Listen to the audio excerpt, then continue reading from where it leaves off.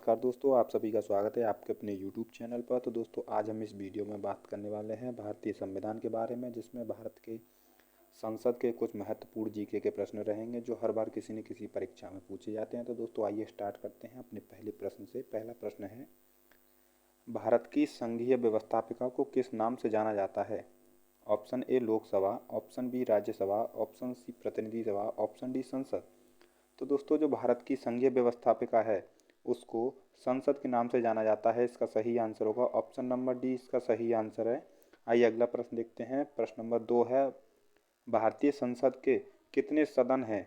Option A 1, option B 2, option C 3, option D 4। तो भारतीय संसद के दोस्तों 2 सदन हैं। भारतीय संसद के 2 सदन है, इसका सही आंसर होगा ऑप्शन नंबर बी। एक लोकसभा होता है, एक राज्यसभा, एक लोकसभा एक राज्यसभा, इसके 2 सदन होते हैं। आइए अगला प्रश्न देखते हैं। प्रश्न नंबर 3 है, संसद के किस सदन को प्रतिनिधि सभा भी कहा जाता है? तो दोस्तों किस सदन को, लोकसभा को या राज्यसभा को प्रतिनिधि सभा कहा जाता है? ऑप्शन ए है लोकसभा को, ऑप्शन बी राज्यसभा को, ऑप्शन सी उपयुक्त दोनों को, ऑप्शन डी इनमें से किसी को नहीं। तो दोस्तों इसका सही आंसर होगा ऑप्शन नंबर ए लोकसभा। यहाँ पर दोस्तों लोकसभा ए ऑप्शन ठीक है, प्रतिनिधि सभा कहा जाता है लोकसभा को। आइए अगला प्रश्न देखते हैं। प्रश्न नंबर 4 है, संसद को लोकप्रिय सदन है, संसद का लोकप्रिय सदन है। Option A Lok Sabha, option B Rajya Sabha, option C उपयुक्त दोनों, ऑप्शन डी इनमें से कोई नहीं। तो दोस्तों संसद का लोकप्रिय सदन कौन सा है पूछा गया है। तो दोस्तों इसका सही आंसर होगा ऑप्शन नंबर ए लोकसभा, इसका सही आंसर होगा। लोकप्रिय सदन है लोकसभा।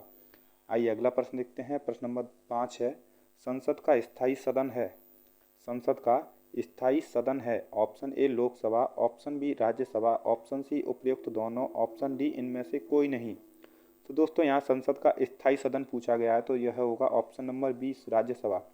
तो दोस्तों राज्यसभा है वह कभी भंग नहीं होती, जबकि लोकसभा को भंग कर दिया जा सकता है, इसीलिए एक स्थायी सदन है। आइए अगला प्रश्न देखते हैं। प्रश्न नंबर 6 है, भारतीय संसद बनती है ऑप्शन ए केवल लोकसभा द्वारा, ऑप्शन ए केवल लोकसभा द्वारा, ऑप्शन बी राज्यसभा एवं लोकसभा के द्वारा, ऑप्शन सी लोकसभा एवं राष्ट्रपति के द्वारा, ऑप्शन डी लोकसभा राज्यसभा एवं राष्ट्रपति के द्वारा।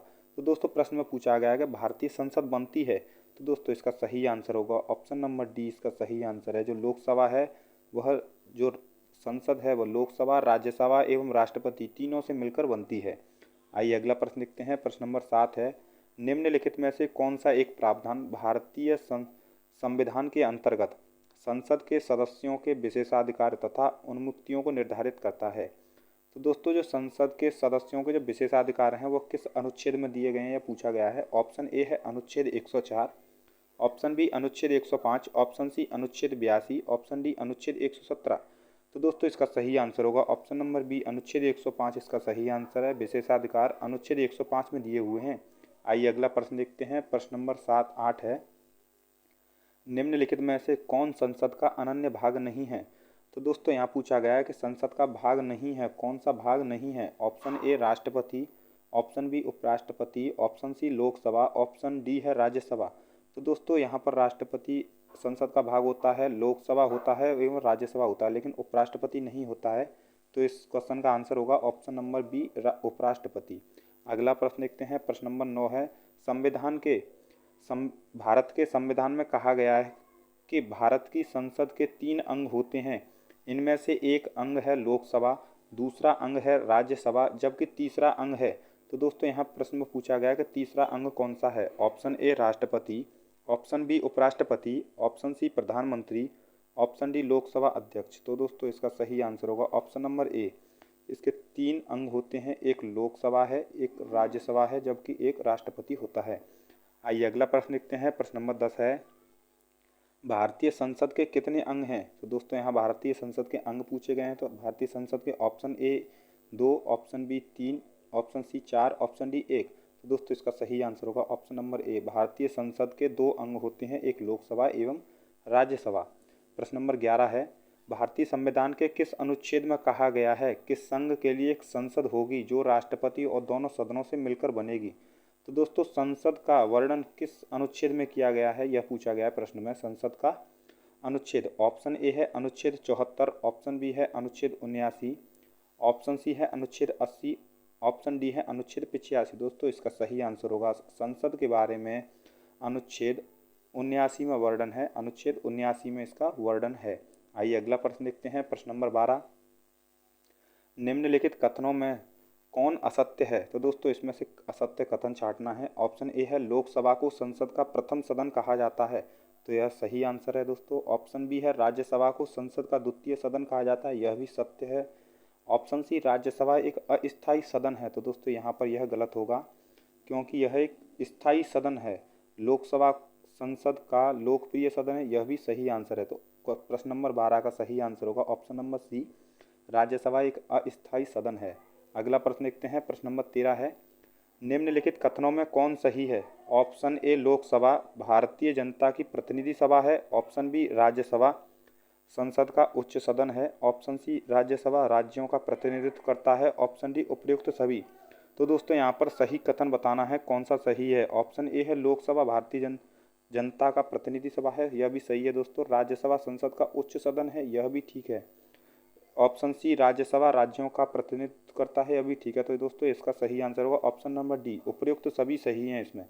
अगला प्रश्न लिखते हैं। प्रश्न नंबर 14 है, संसद का निम्न सदन एवं उच्च सदन क्रमशः है। तो दोस्तों संसद के निम्न सदन एवं उच्च सदन के बारे में पूछा गया है। तो ऑप्शन ए है राज्यसभा एवं लोकसभा।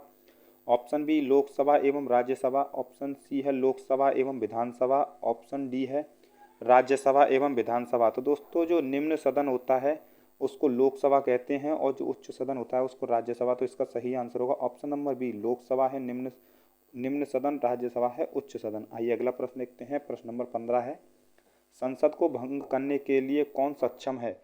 यानी कि जो संसद को भंग करने के लिए कौन सक्षम है, कौन भंग कर सकता है? ऑप्शन ए राष्ट्रपति, ऑप्शन बी उपराष्ट्रपति, ऑप्शन सी है प्रधानमंत्री, ऑप्शन डी राज्यपाल। तो दोस्तों संसद को भंग करने का अधिकार ऑप्शन ए राष्ट्रपति के पास है, इसका सही आंसर होगा ऑप्शन नंबर ए, राष्ट्रपति के पास अधिकार है। अगला प्रश्न है। प्रश्न नंबर 16 है, भारतीय संसद की संप्रभुता प्रतिबंधित है। भारतीय संसद की संप्रभुता किससे प्रतिबंधित है? ऑप्शन ए भारत के राष्ट्रपति की शक्तियों से। ऑप्शन बी न्यायिक समीक्षा से। ऑप्शन सी है विपक्षी दल के नेताओं से।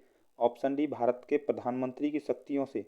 तो दोस्तों इसका सही आंसर होगा ऑप्शन नंबर बी, न्यायिक समीक्षा से। जो भारतीय संसद की संप्रभुता है वह न्यायिक समीक्षा से प्रतिबंधित है। आइए अगला प्रश्न देखते हैं। प्रश्न नंबर 17 है, संसद के कितने सत्र होते हैं? तो दोस्तों यहाँ पूछा गया है संसद के कितने सत्र होते हैं। ऑप्शन ए बजट सत्र, ऑप्शन बी मानसून सत्र, ऑप्शन सी है शीतकालीन सत्र, ऑप्शन डी है उपयुक्त सभी। तो दोस्तों इसका सही आंसर होगा ऑप्शन नंबर डी, इसका सही आंसर है उपयुक्त सभी सत्र होते हैं। अगला प्रश्न देखते हैं। प्रश्न नंबर 18 है, संसद के दो क्रमिक अधिवेशनों के बीच अधिकतम कितने समयांतराल की अनुमति है?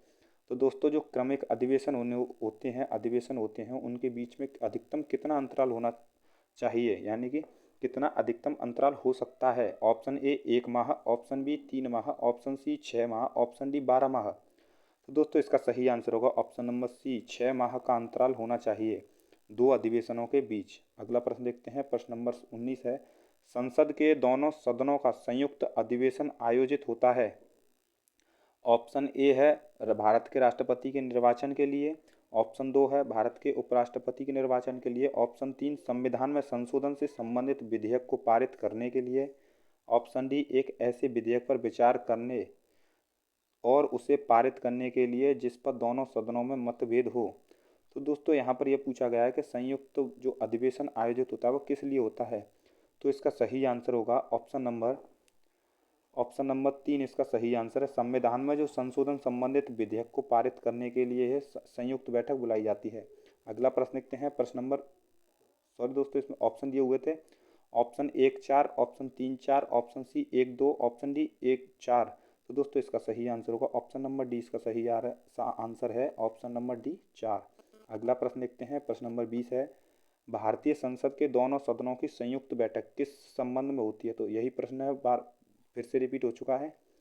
ऑप्शन ए संविधान संशोधन विधेयक के लिए, ऑप्शन बी वित्त विधेयक के लिए, ऑप्शन सी साधारण विधेयक के लिए, ऑप्शन डी भारत के उपराष्ट्रपति का निर्वाचन के लिए। तो दोस्तों जो दोनों सदनों की जो संयुक्त बैठक होती है जो राष्ट्रपति के द्वारा बुलाई जाती है वह सिर्फ साधारण विधेयक के लिए होती है। ठीक है दोस्तों, इसका सही आंसर होगा ऑप्शन नंबर सी, साधारण विधेयक के लिए। और जो संयुक्त बैठक है वह आर्टिकल 108 में है। ठीक है दोस्तों, 108 में है संयुक्त बैठक। तो दोस्तों हमारी वीडियो यहीं समाप्त होती है। अगर दोस्तों आपको ये वीडियो अच्छी लगी हो तो शेयर करें।